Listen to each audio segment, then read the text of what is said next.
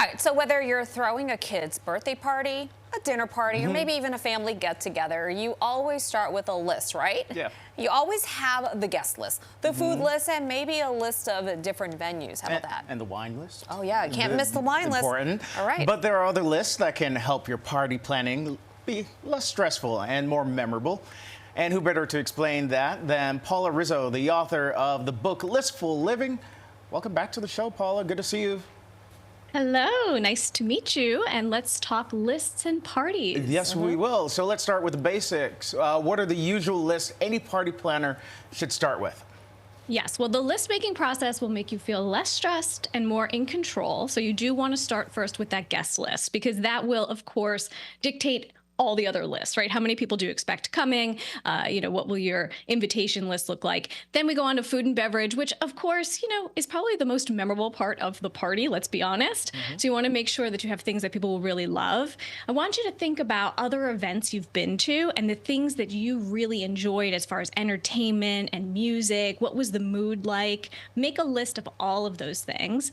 And then of course you want to, make sure that you keep on budget. So you do need to set a list for the budget. And then venue, you can be really, creative depending on how many people you have coming and what kind of event it is. So just make a whole bunch of ideas, put that all down on a list so that you can start to get it out of your head and down on paper so you can start to really create a wonderful experience. All right, so that's kind of like the nuts and bolts list, right? Let's get into the unique list. The first one you say involves managing stress. We really need this. I, for one, certainly do.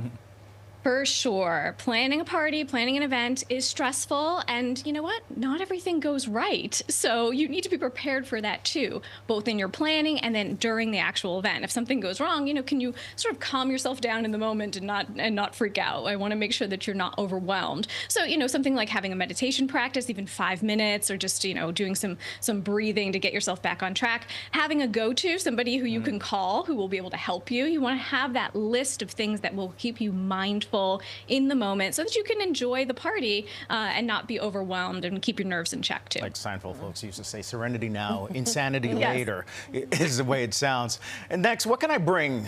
That's the question that we get often for many, many parties. Is there a way to troubleshoot that? Yes, I want you to think ahead on this because a good guest will always ask, what can I bring, right? And so you want to have thought this through and say, okay, where are the holes that I have in my menu or things that would really benefit and help the party? So make that list ahead of time so when someone asks, you can tell them right off the bat so then you don't have 10 different desserts and no appetizers, right? You want to really think about it. And make sure to add ice because ice is often overlooked and it's the one item that will save the day and you'll be happy that you asked someone to bring some extra. I usually tell them a big screen TV. Bring that. Wrapped up in a bow. All right, we do live in the age of social media. So a lot of people after an event will say, oh, I wish I got a picture of this or that. You recommend a photo list. Yes, make a photo list of all of the pictures that you want to make sure to get because you're in the moment and sometimes you'll forget. And so if you have a list of combinations of people that you want to make sure to get together or the big moments of the party, make a list, write it down so you can really capture the moment but still enjoy the party. And the best thing is if you take that list and give it to someone else. So if you have a photographer, obviously that's the best way to do it. But even a friend who says, let me know how I can help. Well, this is how you can help. I'm going to give you my photo list. Make sure to get these pictures. I hear you, Paula. Thank you so much. And if you want some more tips, go to paularizzo.com/list. We'll be right back.